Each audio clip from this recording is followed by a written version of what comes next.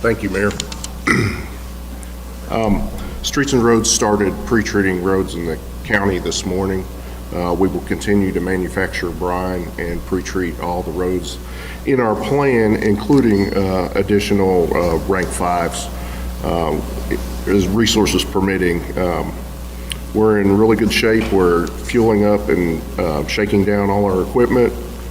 We've had internal discussions with other divisions as far as staffing gaps, and we're supplied and ready to go. All personnel.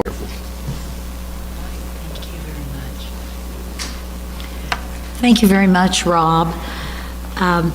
So again, residents can help our street crews by not parking along streets and main roads. We're asking you not to park on streets and main roads. That will allow our crews to treat the roads more efficiently and effectively. We have with us today our Lex Park Executive Director, Laura Boyson, and she is here to offer some assistance for our downtown residents.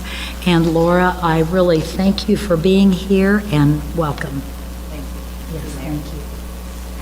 I appreciate the opportunity. Our goal is to be cooperative and helpful to our city as they manage through this unprecedented event.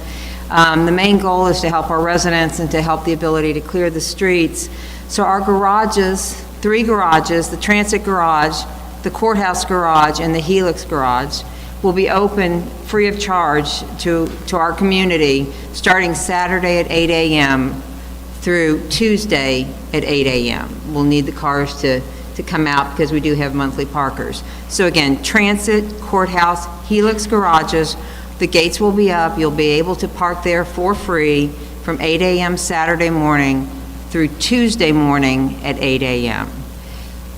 The garage, which is known as Victorian Square at 350 West Short, that will be open starting Saturday at 6 p.m. through Tuesday at 8 a.m. That's to accommodate the UK basketball game. So again, our garages will be open that time frame free of charge. That will allow Streets and Roads more capacity to clear the roads timely and effectively. Thank you. I want to thank Laura and the Lex Park because that is a huge help to us so that with all the snow that's coming, so that people who might have remained on the street don't get their cars buried in snow. So tomorrow, I'm going to convene another briefing at 1 o'clock, and this will be a much fuller, robust briefing with our latest news and more of our providers to tell you what we're doing as of tomorrow. So now we'll open it up for questions, see if you have any questions. Mayor, when you talk about just that UK basketball game and it being at Saturday at noon, so when all this will be going on, what has the communication been just with the University of Kentucky regarding it comes to a cancellation and all of that? Well, my chief of staff, Tyler Scott, has been in communication with them specifically about the game. So we're waiting for any updates on that. Yeah. Mm-hmm. I know you're talking about preparation of an event. This seems like one of those times that preparation will determine how well the city is. You just talk about, a little bit about preparation right now. Well, we normally don't do a pre-news conference because we have not had a storm this size in a lot of years, as you heard from Rob Larkin. And we think it's important for people to understand this storm is different. This storm is going to bring a lot of snow. And then you also heard it will bring very frigid temperatures. So it will more than likely be with us for a long time. The better people can prepare ahead of time, the better they will get through these 4 days that we're talking about, Saturday, Sunday, Monday, Tuesday. And it's always better when people prepare and have the correct expectations of what's going to happen. And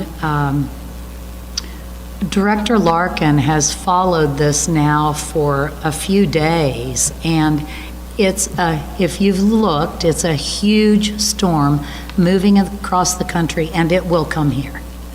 This is not in question. And so we just believe that the government and the people, the more they are prepared and expect and know what we're going to have out there, the better we'll get through it. And so it's super important because this is not just any other storm. Yeah, any other questions? I know you all mentioned in 2015, how would you say that past storm events are helping you all to all prepare and let people know what issues? Do any of you want to speak to that? I know we've bought a lot more snow equipment since last year. We have upgraded not only our equipment, but we've kind of changed our tactics a little bit with more emphasis on pre-treatment when we can do it, and using additives that help us when the melting point of, of course, snow drops so low when it's frigid.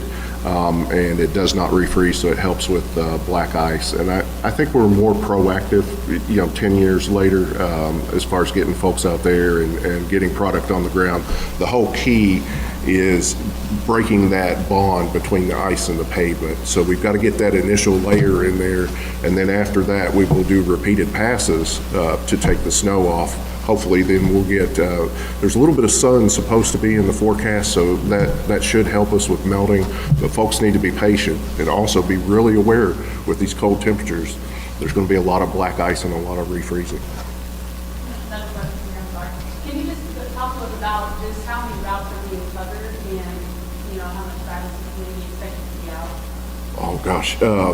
We have a snow plan, lexingtonky.gov/snow and ice control. It details all the main roads. It details the state roads. We have over 1,400 miles in our system. They're prioritized by facility and traffic count. We also have different service levels. It's good to refer to that plan. Once we get over 4 inches, we go from a normal snow, which is a service level 1, into service level 2, and maybe even service level 3, which dictates the number of roads. When we get to 3, we're going to try to get everything that we can physically get to. It's just going to take some time. So as far as crews and equipment, a typical shift would have over 100 employees from streets and roads, water quality, waste management, parks. It really does take the entire government, support from fleet, Lexcall. So it's very integrated and it's very complex. And if I might add one thing, of course, our police and fire will be out there on the streets also helping. And just to put an emphasis on what Rob just said, remember, we are going to have snow continuing over probably a 24-hour period. 30? Yes, ma'am. A 30-hour period. So what that means is when the plows are out, it's still snowing. And so the expectation should be that this is a lot of snow coming over a long period of time, and they will have to go back over the main roads because they will be snowed over again. Just kind of make a point of that. Yes? I remember last press conference we held for whatsoever, you told people to not reach out to 911 for, weather updates, stuff like that. How do you suggest that, people stay up to date as this storm is going on to make sure that they're not... Yes. Well, we all know 911 is for emergencies. It's purely emergencies. So I think Rob's coming up to answer your question. Non-emergent, 859-258-3600, 3600. That's 859-258-3600. That's the police's non-emergent line, and then they can adjudicate that, pass it to the Emergency Operations Center. We also probably expect to have 311 open during part of this emergency. And again, if you need up-to-date information, follow us on Facebook, Instagram, X for Lexington, Fayette emergency management. We'll put it out. And of course, our local meteorologists as well. Thank you. And remember, we'll be back here tomorrow at 1 o'clock. We'll have more people here with more information because we'll be closer to the beginning of the storm. So thank you for being here.